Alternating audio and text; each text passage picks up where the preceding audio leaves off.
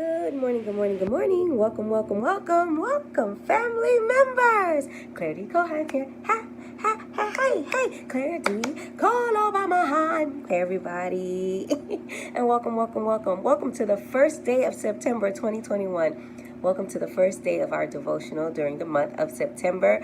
Yay! Each and every morning at about 7:30 Central Standard Time, we gather together in this small corner of the internet and we share out of the President's Devotional, yes! Which is a compilation of devotionals by Joshua DuBois, who was the former White House Director of Faith-Based and Neighborhood Partnerships. On the cover, President Barack Obama is quoted as having said, "Every morning, Joshua sends me via email a daily meditation, a snippet of scripture for me to reflect on." Yeah, the world to me, to you. It has meant the world to me.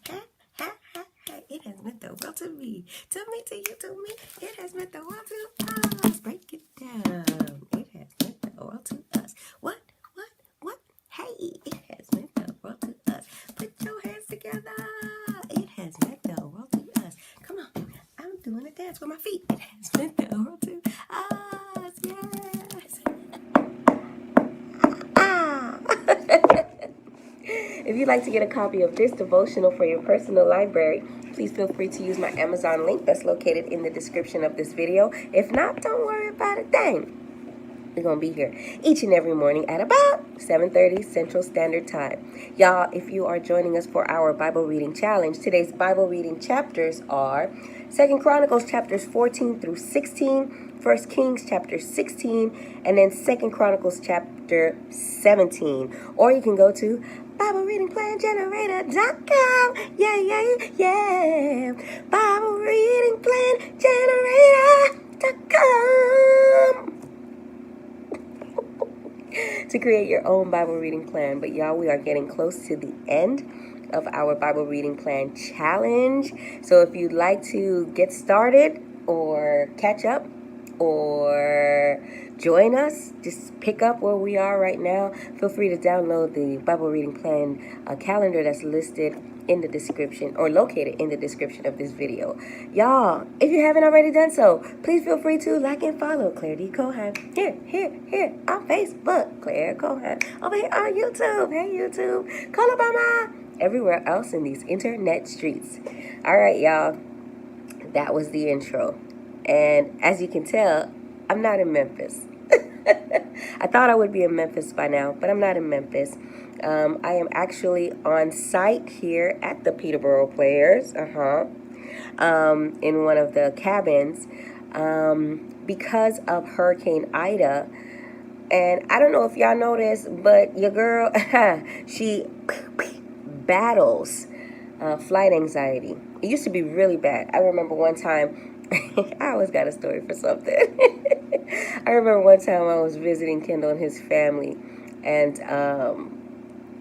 it just felt like things weren't going well in the sky. And in my opinion, in my experience, the plane was going down, right? And you don't know me. I was already listening to some Kim Burrell. It was a smooth ascension and everything, and then turbulence started kicking in, and then it kicked in, and I mean, I was screaming, "Jesus! Jesus! Jesus!" No one else said anything on that plane. And then the pilot got back on the overhead on the speakers. It was like, "You guys, yeah, sorry about that, folks. That turbulence came out of nowhere or something." And the older gentleman who was sitting next to me was like, "That was kind of bad, wasn't it?" Yeah. And I was shaking and crying.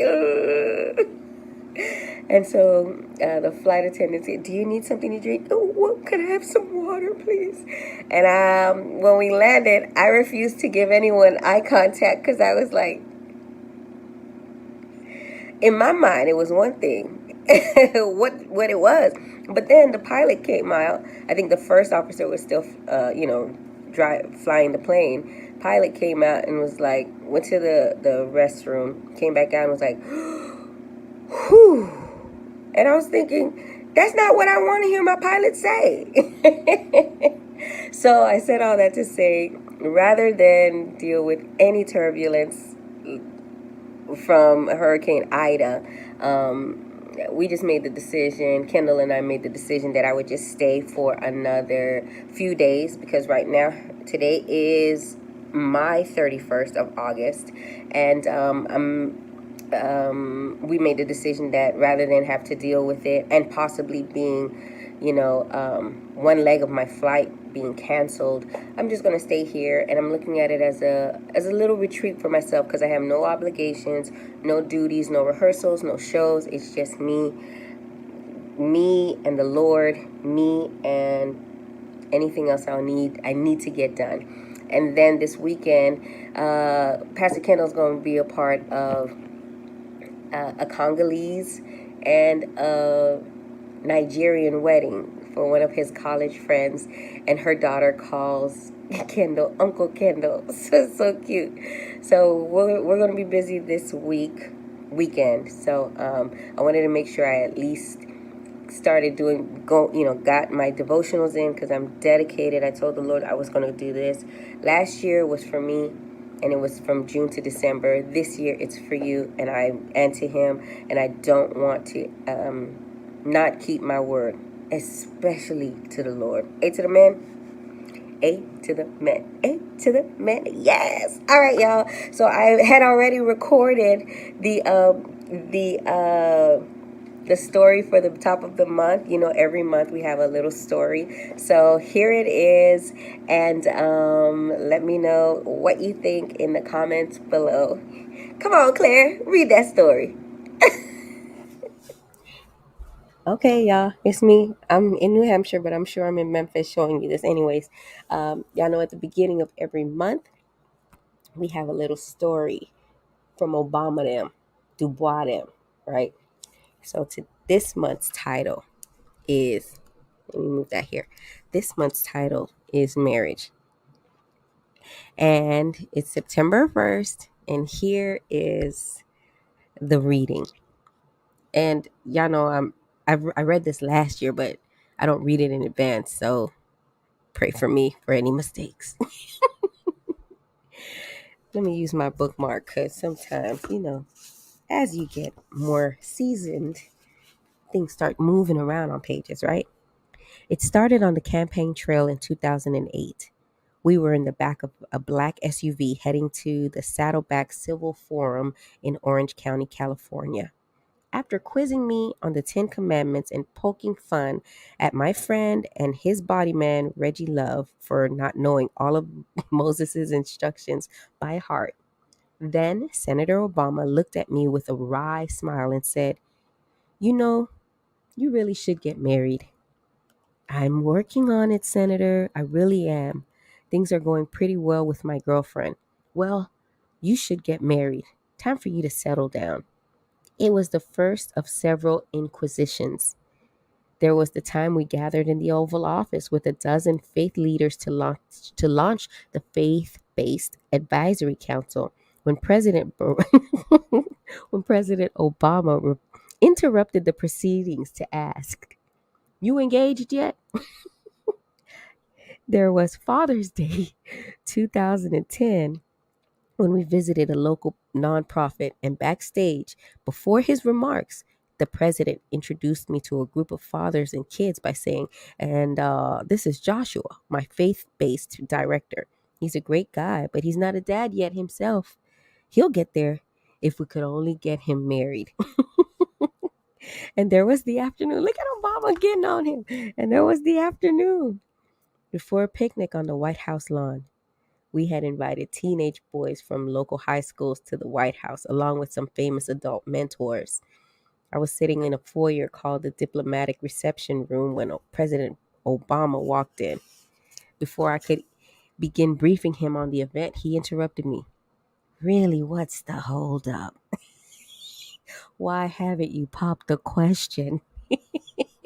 Surprised but grateful for the opportunity to have a longer conversation on this subject, I started in with a range of excuses. Sir, I'm saving more money for a ring and a wedding, dot, dot, dot. I'm waiting for the job to slow down a bit so that we have more time to spend together, dot, dot, dot. And the president interrupted me again. Listen, Joshua.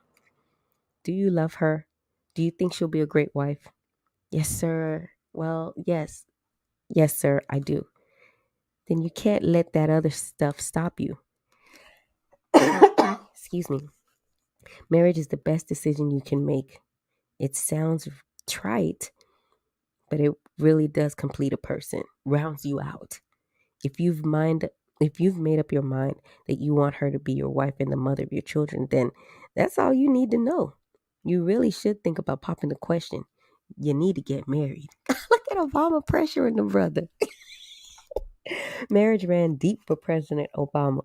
In fact, I came to know it as a mooring force for his life. Growing up with his grandparents and seeing their relationship firsthand, the future president embraced their marriage as an island of stability in an often tumultuous childhood. And when his globe-trotting, and when this globe-trotting, big-thinking, ambitious young man met Michelle Robinson in Chicago in the summer of 1989, his in his itinerant legs grew roots and grew strong. I just want to make sure I said that word right. Itinerant. Yes, I did. At the end of full days, then and now, navigating the world and its challenges, Michelle had a way of reminding Barack of what was important. In photos and joint interviews that shed light on their private moments, we see the king, we see the president leaning on his wife, both physically and in spirit. She is his place for replenishment, for grounding, for rest, and for joy. I remember being on the First Lady's airplane, sometimes sometimes incorrectly referred to as Air Force Two, heading to Nashville, Tennessee. Hey, where she was giving a speech to a large church gathering. It was the day that the United States Supreme Court had was to rule on the constitutionality of the Affordable Care Act, the landmark health care bill better known as Obamacare. We were mid-flight when the telephone rang with a call for the First Lady. Somehow the U.S. Air Force is able to keep consistent phone service even at 20,000 feet. The caller said that the court had ruled in favor of the government. Obamacare was upheld. And who was ringing the First Lady to share the news and celebrate? It was the president on the line, calling to rejoice with his wife.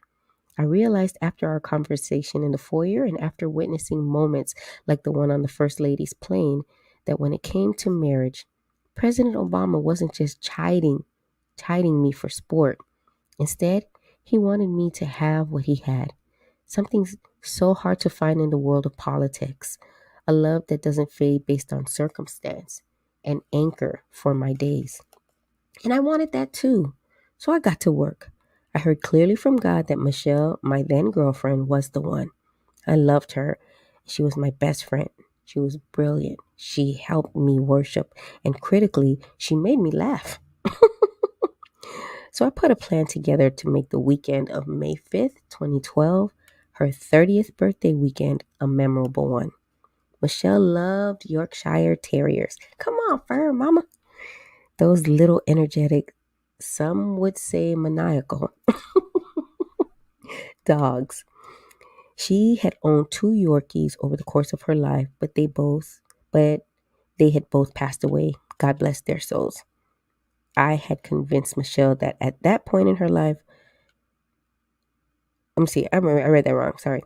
I had convinced Michelle that at that point in her life, busy working as a busy working woman living in a small DC apartment, it didn't make sense to get another puppy. On May 5th, we went for a stroll through Lafayette Square, a lovely oasis of statues, trees, and winding paths right across the street from the White House. A young couple was walking toward us, and as they came into view, we could see that they were leading an adorable Yorkshire puppy, tripping over himself on a short leash. Michelle knelt down to pet the dog, as I knew she would, and gushed over him. "Oh, it's beautiful," she said to the couple, who she did not recognize. "Where'd you get him? How old is he?" The man walking the puppy replied, "Well, actually, it's yours." She looked up at him and then me, absolutely confused. "What? My dog?" I chimed in. "Hun, I got you a dog for your birthday. It's your dog." Shrieks ensued. After the young couple walked away and she had a few moments to pet him, I asked, "What's that around the dog's collar?" Michelle ignored me at first, so I asked again, "Babe, is there something around his collar?" She turned the dog's collar around, and there was the engagement ring. Michelle's eyes watered, and I bent down on one knee and told her what she meant to me and how honored I would be if she would agree to be my wife. And she said, yes. It was an amazing weekend. We celebrated that evening and on Sunday with family and friends. On Monday, I had to travel to New York for a previously scheduled speech, and on the way there, I received a call from a blocked number on my cell phone. "Mr. DuBois, the president is on the line for you. Do you have time to speak?" There's only one answer to that question. Yes, of course. President Obama joined the line and got right to it. "So you did it. I'm proud of you. That's the best decision you will ever make. And I have to say, it's about time." I agreed with him on both points. It has proven to be the best decision I ever made. And yes, it was about time. But thinking about marriage, our church is also starting the Marriage Network, where we share our story and other couples share their stories. And just thinking about how President Barack Obama, I wouldn't say he pressured Joshua DuBois, but he's that person in your family that's always like, what you waiting on? You want to start this business? Well, what you waiting on? You want to get married to this person? Well, what you waiting on? You want to go travel? Well, what you waiting on? We all need a what you waiting on person in our lives, right? And I'm glad President Barack Obama was that person for Joshua DuBois. I love it. All right, y'all, so we're going to jump into today's devotional. The title of today's devotional is Here to Work. Here to Work. And we're going to be coming out of Colossians chapter 3, verse 23 in the English Standard Version. And I want to say thank you to Dorita and Rika. Hey, thank you for the scripture. Yeah. I tried to do a little, okay. All right, and it reads as follows. Here to work. Whatever you do, work heartily as for the Lord, not for men. Whatever you do, work heartily as for the Lord and not for men. Let me read it in the Holman Christian Standard Bible. Oh, I'm going to read it because I do like this translation.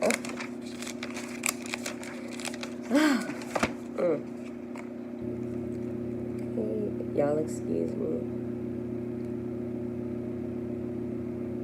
There it is.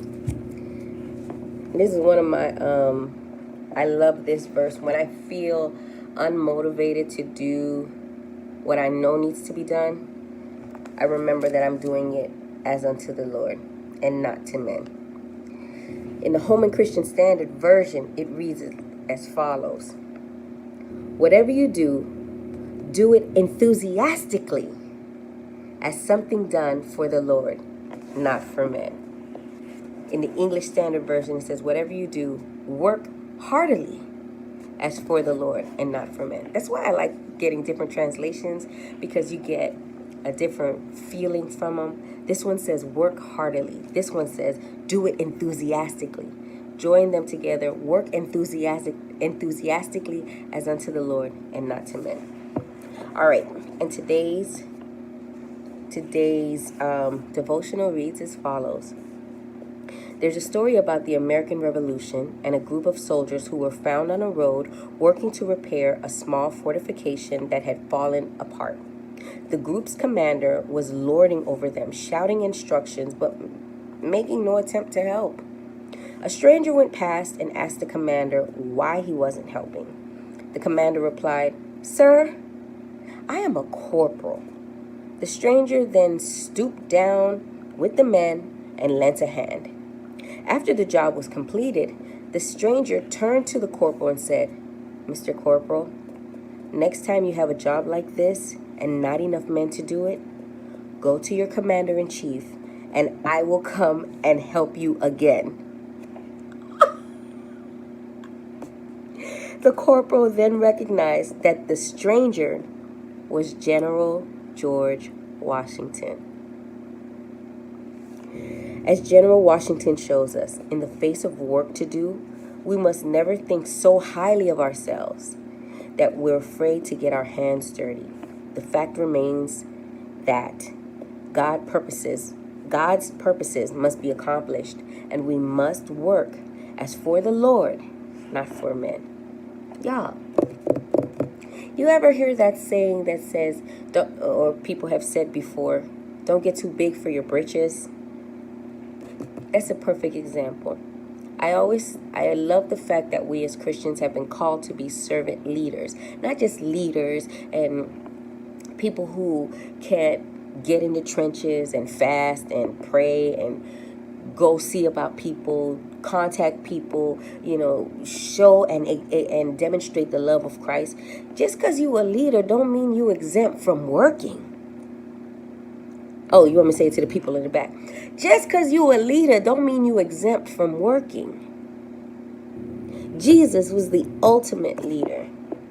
Is the ultimate leader. Not was. Is the ultimate leader. And continues to show us by his example on earth and then his commandments to us what our job is. And it's to be a servant. It's to serve. It's to not consider yourself so highly of yourself that you become too big for your britches. I hope I'm saying that right. Is that what it says? Too big for your trousers? I don't know. But you know what I'm saying. So what used to bother me a lot was that when I used to see, I didn't see leaders in American churches doing the work. In our Haitian church, everybody works, just even to take care of the church itself. You would see my mom, who was the pastor, cleaning the bathrooms. You would see my dad driving people, who's the pastor of the church as well with my mom, driving people, picking people up. You would see people who were over different boards. It's a small church, but you'd see people who were like, they call them dames missionnaires. I think that's like the ladies' missionary. So those women who were over that, they would make food for folk. You can't consider yourself a leader and think you a leader if you're not willing to get down in the dirt to help repair, to help serve, to help and work.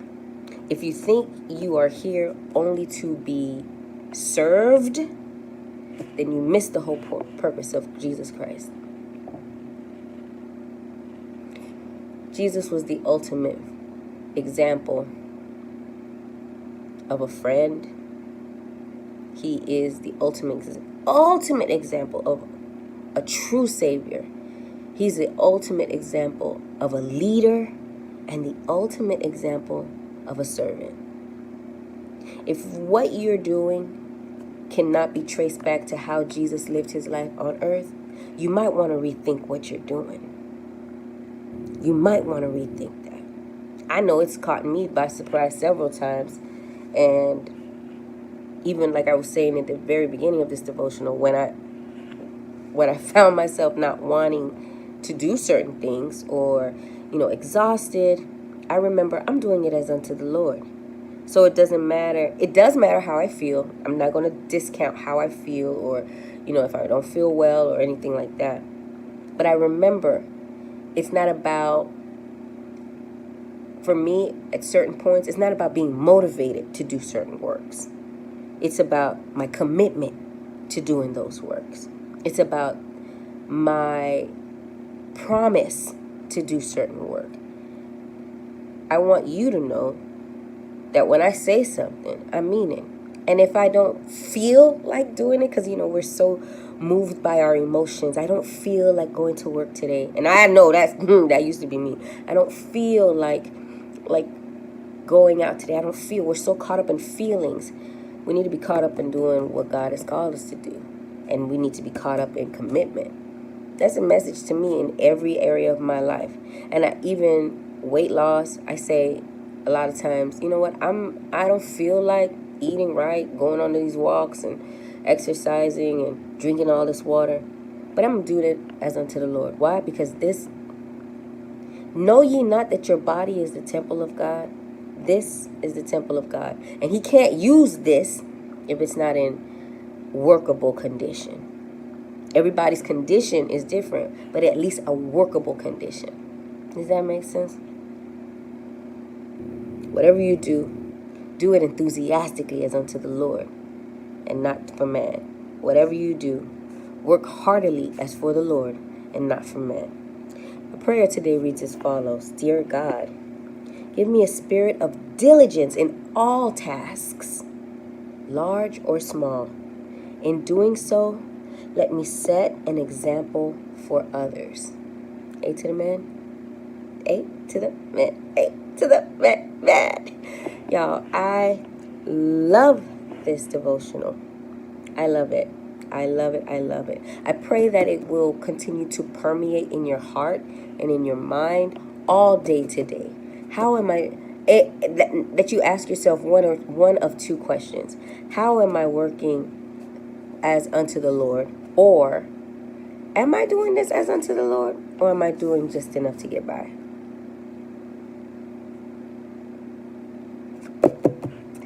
Joshua DuBois, I need to get you on my show, brother. I need to get you on my show. We need to talk about these devotionals. We need to talk about them. May God bless you. May he keep you. May he continue to shine his marvelous, perfect, excellent, glorious, magnificent, and brilliant light upon you this day and in the days to come. Y'all, today I went to downtown Peterborough, and there's a river there, and I was on one side. If I get a chance to go back, I will show you the other side, because the other side looks like a mini waterfall that leads into what I'm showing you today. And so I'm going to share that with you all today. I love you, family. Hey, and there ain't nothing you can do about it. Say it, girl. Nothing you can do about it. Nothing you can do about it. Bye-bye, family, and I will see you all tomorrow at about 7:30 Central Standard Time. Peace. Be blessed. Wait. Before we leave, let's make sure we continue to pray for all those who are affected by Hurricane Ida, especially friends, families, and strangers in Louisiana. All right, just wanted to make sure we keep them lifted up in prayer. Keep all those affected lifted up in prayer. All right, and that's all I got to say. Bye, y'all.